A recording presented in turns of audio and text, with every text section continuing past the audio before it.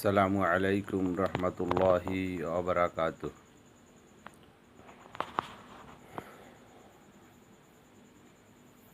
শারীরিকভাবে খুব একটা আমি ভালো নেই, অসুস্থ। তারপরও মনের মধ্যে সান্ত্বনা যে অসুস্থতাও আল্লাহ তাআলার পক্ষ থেকে বান্দার জন্যে রহমত। আমরা যে যাই করি না কেন, প্রত্যেকটা কাজ আমাদের আল্লাহর উদ্দেশ্যে হইতে হবে, আল্লাহকে রাজি খুশি করার জন্য হতে হবে, আল্লাহর ভয়ে হতে হবে।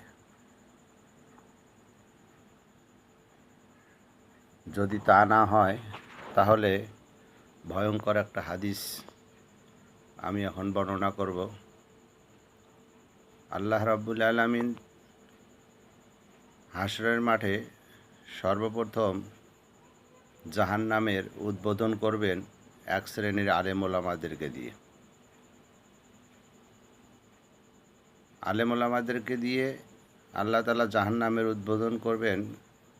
আল্লাহ তাআলা বলবেন যে তোমাকে যে দুনিয়াতে আমি কোরআন হাদিসের এলেম দিয়েছিলাম তুমি কোন কাজে লাগিয়েছিলে? তখন সেই আলেম ওলামারা বলবে যে আল্লাহ, আমাদেরকে যে জ্ঞান আপনি কোরআন হাদিসের দান করেছিলেন আমরা সম্পূর্ণ আপনার রাস্তায় আপনার দিন প্রতিষ্ঠার কাজে আমরা লাগিয়েছি।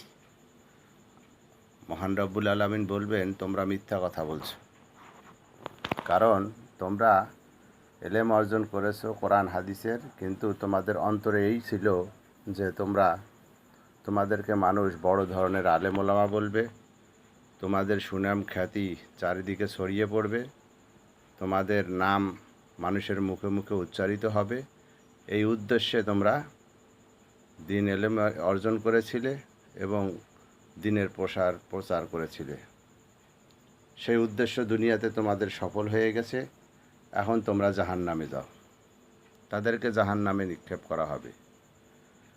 দ্বিতীয় যে ব্যক্তিকে দিয়ে জাহান্নামের উদ্বোধন করা হবে তারা হলো আল্লাহর রাস্তায় শহীদ ব্যক্তি। শহীদ ব্যক্তিকে আল্লাহ তাআলা ডাকবেন যে তোমাকে যে ইসলামের নিবেদিত প্রাণ করা হয়েছিল সেটা তুমি কোন কাজে লাগিয়েছিলে? তখন সে বলবে আল্লাহ, আমার ইসলামের জন্য যে নিবেদিত প্রাণ আমাকে দান করেছেন, আমাকে যে বীরত্ব যে সাহসিকতা দান করেছেন, আমি আপনার রাস্তায় আমি সেটা বিলিয়ে দিয়েছি, নিজেকে শহীদ করেছি। আল্লাহ রাব্বুল আলামিন বলবেন তুমি মিথ্যা কথা বলছো। তোমার উদ্দেশ্য ছিল যে আমি আল্লাহর রাস্তায় শহীদ হব, মানুষের মুখে মুখে আমার নাম স্মরণ থাকবে, আমার বীরত্ব আমার সাহসিকতা মানুষ চিরদিন আমাকে স্মরণ রাখবে। শেষ উদ্দেশ্য তোমার সফল হয়েছে, তুমি এখন জাহান্নামে যাও। আল্লাহ তাআলা সেই শহীদ ব্যক্তিকে জাহান্নামে নিক্ষেপ করবেন। তৃতীয় যে ব্যক্তি থাকবে সে হলো একজন দানবীর ব্যক্তি। সেই দানবীর ব্যক্তিকে আল্লাহ তাআলা ডাকবেন। রব্বুল আলামিন পরম করুণাময় আল্লাহ তাআলা দানবীর ব্যক্তিকে বলবেন দুনিয়াতে যে ধন সম্পদ তোমাকে দান করেছিলাম তুমি সেটা কোন কাজে লাগিয়েছ? মহান রব্বুল আলামিন সব কিছুই জানেন, সকলের অন্তরের খবর জানেন, তারপরেও আল্লাহ তাআলা জিজ্ঞেস করবেন তুমি দুনিয়ার ধন সম্পদ কোন কাজে লাগিয়েছিলে?